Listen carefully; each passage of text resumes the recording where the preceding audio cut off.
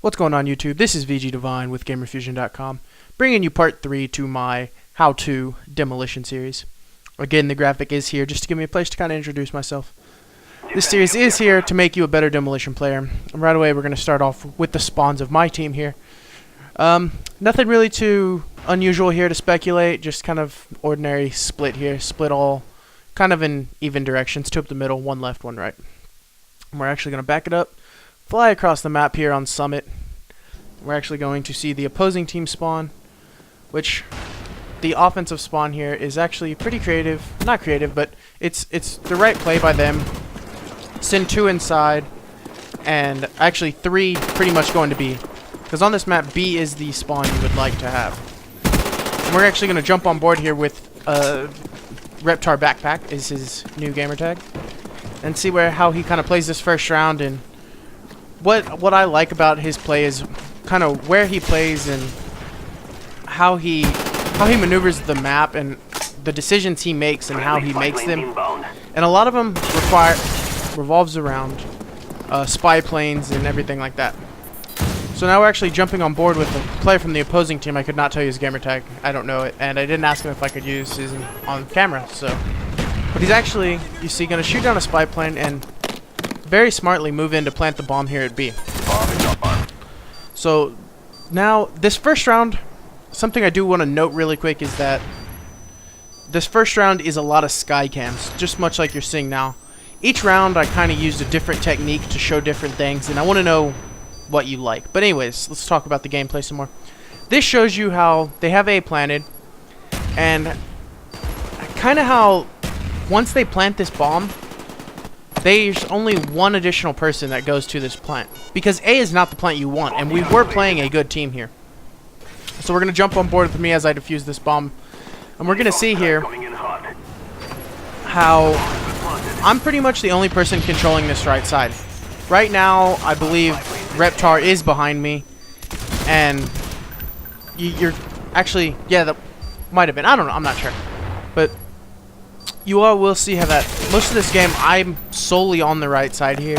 They do plant B, and I make the stupid decision to come over here and try to plant. Now you're going to see Reptar, we'll jump back on board with him, and we're going to see the decision he makes here is that once he sees that we have defused the bomb, he quickly makes a move to A to stop that plant, which I think is a smart move by him to go ahead and notice, okay, the bomb's planted, all they're doing is continuously planting opposites. So he made a really smart move to go ahead and switch once he saw that I had the defuse, and he actually was able to stop the defuse. We're actually going to catch this next view here is right after Reptar dies, and we're going to back off in again this sky view of one side of the map. You're actually going to see how they're able to get in here and make a really nice push onto the B plant after several distractions here. And as soon as they make that push, this is almost at the exact same time, two of them make a strong push to the A plant, which the way they played this, the way our enemies played this was fairly smart, but I think that we played it really, really wrong. And you're going to see that I'm the only person today, the only person on my team that's here, and they're just going to continue to flood this. The round is almost over. They have to get a plant to make anything happen.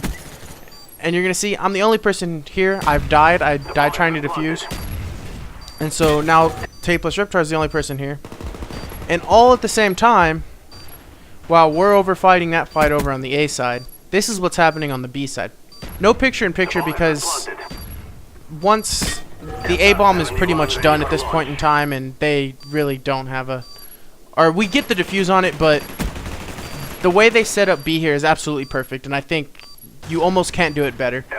They plant A as a perfect distraction. They get 3 of us to go to A. They get the B plant, and just watch the movement on their team. As soon as they pick us up off spawn, they're going to move. They're going to separate and move. They have a third person standing up top covering the bomb plant, so nobody can get there to defuse. And then right as the bomb's about to blow up, they're actually going to come back, make the check on it, and we actually had a guy defusing, but he gets picked off because there's just absolutely no way. If he just checks it right before it blows up, right in the last 5 seconds, boom, we can't, if he gets the kill, then we can't plant it. So good play on their part. Right as the B bomb plant blows up, they're actually going to get the A bomb plant planted, which from this view right here, you're actually going to be able to see when we spawn and kind of how we choose to attack the plant. And I think that in my last video on radiation, I talked about how you kind of want to funnel the enemies. And I think this is why the B bomb plant is actually the bomb plant that you would like to plant first on this map. Because once you get B planted and it blows up, look what happens when you're defending the A plant. It's literally just a funnel of people running down running down across the bridge to the A plant.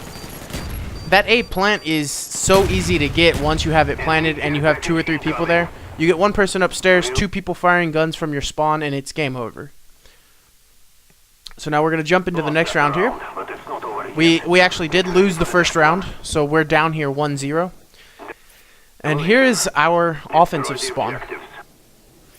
Again, I think it's really smart to try to push the B plant and try to push the B plant really, really hard. So we send 3 people to B right away, and we're going to see how they split here.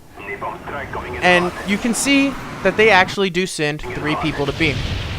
Now here, pretty much this entire round is going to be from my perspective, but in the top right hand corner, I'm going to have the Reptar vision camera where you're going to see his first person perspective, because I think me and him worked really well as a tandem here. As you can see in his the picture-in-picture, you can see he is planting the bomb, and he gets the bomb planted, and he's actually we're going to work together to get this bomb off, while our teammates are going to continuously, they're going to distract Plant A, they're going to keep people moving, they're going to keep their guns firing, they're going to let people know that they are threatening to plant the bomb at A. Whether they plant it or not, it does not matter.